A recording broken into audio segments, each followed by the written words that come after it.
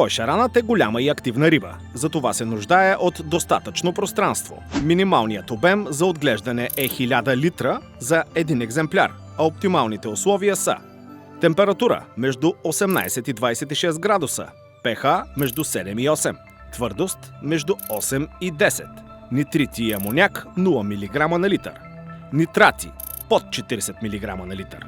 Водата трябва да е чиста и богата на кислород, затова е задължително да се използва филтрация, аерация и UV стерилизация.